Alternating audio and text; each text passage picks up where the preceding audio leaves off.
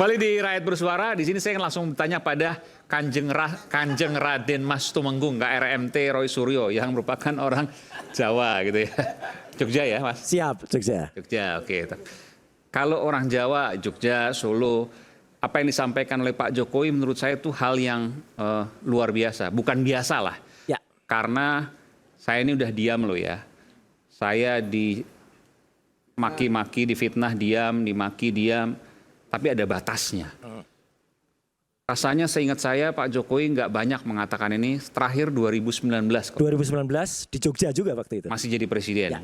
Sekarang sudah tidak jadi presiden dan bicara seperti itu. Apa tafsiran Mas Roy akan ini? Oke. Yang pertama, saya tadi meskipun bercanda, ya, Mas Aiman bilang, jangan dulu dibuka kaosnya. Nanti kalau dibuka kaosnya temanya belok. Dulu di Rakyat Bicara temanya apa, begitu aku buka kaos Korban Mulyono, ya isinya jadi Korban Mulyono dulu. Jadi nanti tetap buka kaos tapi nanti. Ya gini Mas Aiman. Yang pertama sebelum ke situ, saya ada sedikit tadi yang saya setuju yang soal apa Mas Ray tadi, banyak banget yang saya setuju, tapi salah satu yang penting itu apa? Kembalikan KPK dulu ya, itu pada rohnya. KPK tangani hal yang besar lah. Apa nggak malu KPK gitu ya? Baru kemarin beberapa hari yang lalu itu bahkan Kejaksaan Negeri Jakarta Utara, Kejaksaan Negeri Jakarta Pusat, Jakarta Pusat itu mulai menyidik korupsi di yang dulu pernah juga saya teriak, PDN, Pusat Data Nasional. Kominfo dulu ya? Iya, Kominfo. Yang sebelumnya ada kasus gede, yang kasus Budi Online yang melakukan si Judiari itu, ya itu Budi Online kan? Nanti kepleset beneran. Nah, makanya kan harus benar. Makanya kan supaya tidak bisa ketuntut kan. Namanya Budiari. Ya itu, tapi nyebutnya Judiari. Nah, jadi itu jangan sampai KPK malah nangani hal yang sangat-sangat kecil gitu loh. Jadi itu harus didukung. Kapan-kapan harus diangkat nih Mas Aiman. Maksudnya Kejaksaan Negeri Jakarta Pusat saja. Arahnya ke sana menurut Mas Roy? Bukan. Berani menangani kasus yang hampir 1 triliun. Oke. 959 miliar.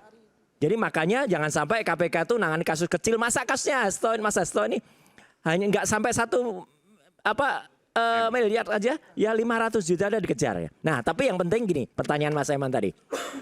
Tadi kan kita bicara soal Pak Jokowi tiba-tiba bicara saya sudah diem loh ya, gitu sudah lama. Itu persis sama dan bahkan waktu itu tahun 2019 di kota saya waktu di Jogja, beliau teriak, selama ini saya dihina terus, saya diam. Dan kali ini saya tidak diam gitu. Lawan. Jadi sebenarnya kalau sudah begitu, ya sudah pada tahap habis kesabarannya. Tapi sebenarnya kita juga jangan mikir dia saja, Pak Aiman. Ya Mas Aiman dan teman. Apa teman-teman mahasiswa rakyat itu tidak habis kesabarannya? Habis juga kami itu kesabarannya gitu loh. Ya, dengan cawe-cawenya itu tuh kita tuh habis juga kesabarannya. Cawe-cawe maksudnya? Iya kan, udah jelas lah judulnya aja cawe-cawe ya kan. Jadi kan udah jelas lah ada kasus apa tiba-tiba presiden yang kita hormati tiba-tiba ke Oslo gitu kan.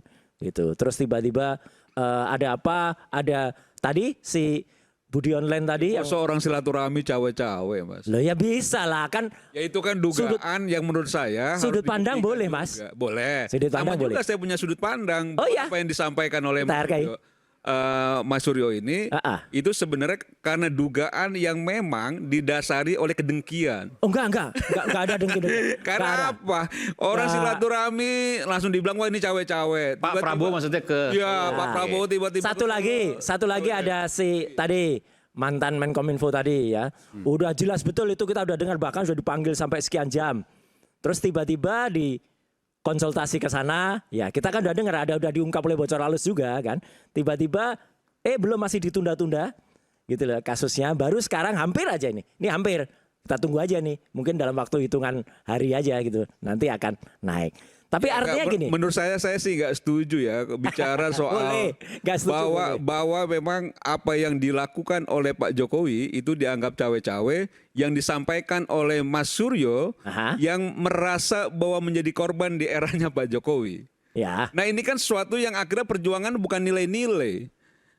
Apa yang disampaikan tadi kan saya lihat bahwa memang ini soal positioning aja. Ketika Guntur Romli begitu cintanya sama Pak Jokowi, ketika itu kan gitu ya. Dia kan nggak akan bicara itu. Saya nggak pernah cinta kan sama begitu loh. Jokowi. Mendukung ya, tapi Begitu loh. cinta nggak. Jadi positioningnya sudah berbeda. Jadi kalau misalnya bicara soal KPK tadi yang disampaikan oleh Ray, disampaikan oleh Guntur, diperkuat oleh Yudi yang kita tidak ragukan lagi sebagai penyidik KPK yang berpengalaman bahwa memang harus ada 2 alat bukti bla bla bla dan sebagainya. Akhirnya jadi tersangka Hasto, terus Guntur sampaikan, loh kok tiba-tiba ini KPK baru terbentuk jadi tersangka. Itu proses, itu satu. Yang kedua, tidak juga memang karena memang sekarang KPK-nya itu dianggap bahwa memusuhi orang yang di luar kekuasaan, akhirnya Hasto jadi tersangka. Ini biasa saja. Oke. Sekjen partai sering jadi tersangka. Ketua umum partai bahkan juga pernah jadi tersangka, kan gitu ya. Jadi biasa aja. Ini terlalu mendramatisir. Ini, Mas, Udah ini, Mas. gitu mendramatisirnya aneh-aneh. Enggak. Tahanan politik. Ya. Kan gitu loh. Ini jelas-jelas Saya tahanan. selesaikan dulu kasus korupsi kok. pertanyaan Mas Aiman ya. Jadi dalam filosofi daerah atau filosofi Jawa, itu sebenarnya kalau seseorang itu sudah katakanlah habis kesabarannya, memang bisa dia melakukan sesuatu, dan itu saya lihat sudah habis kesabarannya. Tapi jangan lupa lagi-lagi ya, kita harus berpikir, jangan hanya berpikir sebagai dia, tapi berpikir juga sebagai masyarakat. Masyarakat memang nggak habis, itu satu. Yang kedua adalah orang-orang daerah itu juga selalu punya yang namanya penggambaran. Apa yang dilakukan dia selama ini pun sebenarnya sudah digambarkan di masa dulu gitu loh, Mas Aiman. Dulu tuh kan kalau orang Jawa tuh kan punya kesenian tradisional namanya wayang. Nah, karena belum boleh buka kaos, nanti buka kaosnya, maka sekarang saya keluarin wayangnya dulu. Ya. Nah, ini wayang ini. Jadi jagat dewa, saya nggak bawa yang besar, biasanya saya bawa yang besar. Cuman karena ini kalau bawa besar nanti ketahuan, nggak dikeluarin dulu kan. Jadi jagat dewa Batara, bumi gonjang ganjing, sekarang Wakanda ini lagi gonjang ganjing karena apa? Ada sosok ini, Petruk ini. Jadi kalau ada Mas Semar di sana, nah itu kan, nah ini Petruk itu anaknya Semar. Tapi Petruk ini pernah jadi ratu di Indonesia, dan itu ada ceritanya Petruk jadi ratu itu, gitu loh. Gitu. Petruk jadi ratu tuh, waduh konyol banget lah pokoknya dia. Dan ini sebenarnya kalau kita belajar kayak gitu, maka kita harus mempelajari bahasanya. Yang kemarin bilang saya ada kesabarannya loh ya. Nah itu tuh ya anu aja kita terima, dan kita harus lihat pada kaidah-kaidah kita di di kesenian kita. Kita bisa belajar dari situ kok. Dan Petruk ini yang pernah jadi ratu, pernah jadi Prabu Kantong Bolong. Namanya itu asli Prabu Kantong Bolong. Karena dia pernah bilang di kantong kanan saya ada 11.000 triliun, di kantong kiri saya ada 11.000 triliun. Itu kantong bolong itu namanya. Ya. Tapi itu benar ada. Dan akhirnya jatuh juga, gitu loh. Dijatuhin oleh rakyatnya juga. Nah ini kan kalau dia masih menumpang, kalau dia masih, mengangkangi gini, ya itu artinya apa? Sama kalau bicara dengan Indonesia, ya kita juga punya Mas Aiman, yang dalam film itu. Nah ini ada, ini halus kok ini halus, ini nggak kasar. Nah, jadi dia tuh seperti The Godfather. Oke. Godfather tapi gambarnya siapa? Godfather juga ini. Iya. Kameranya di sana. Kameranya di sana. Jadi real kingmakernya ya masih dia, masih Petruk ini gitu loh. Jadi makanya Mas Wamen, ya kita sebagai rakyat itu menghimbau, kembalikanlah Mas Wamen itu yang sekarang sudah Prabowo mania, ya kembalikanlah jati dirinya Pak Prabowo gitu loh. Jangan kemudian, bukan silaturahmi nih Mas, bentar Mas Semar. Supaya kita bangga kembali kepada Pak Prabowo. Ini kan selalu gitu saja merendahkan ya. Misalnya tadi Guntur Romli itu merendahkan bagaimana KPK dianggap kurang kompeten ketika mentersangkakan Hasto. Tapi bicara 5 tahun kebelakang kan nggak bicara juga begitu keras. Tapi kalau Ray selalu bicara keras. Jadi itu soal perjuangan nilai apa yang disampaikan Ray. Tapi yang disampaikan Guntur perjuangan politik, kepentingan. Itu yang saya bilang posisi. Yang saya sampaikan apa Mas? Perjuangan kepentingan diri sendiri. Kalau Anda apa? Kalau Anda apa?